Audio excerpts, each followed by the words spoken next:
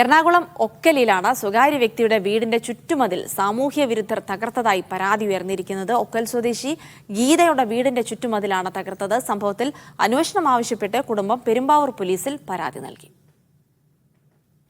ശിവരാത്രി ദിവസം രാത്രിയാണ് സംഭവം നടന്നത്.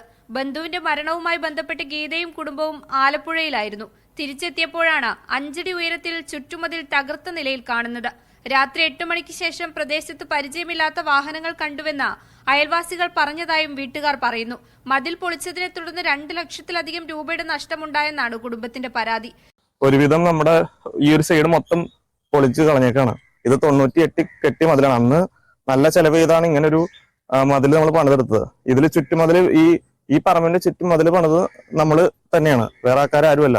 അപ്പൊ ഈ മതില് ഇപ്പത്തെ ഒരു നഷ്ടം വെച്ചിട്ട് 2 ലക്ഷം രൂപയുടെ മുകളിൽ ഇതിന് പണി ചെയ്യാനായിട്ട് തന്നെ വരും.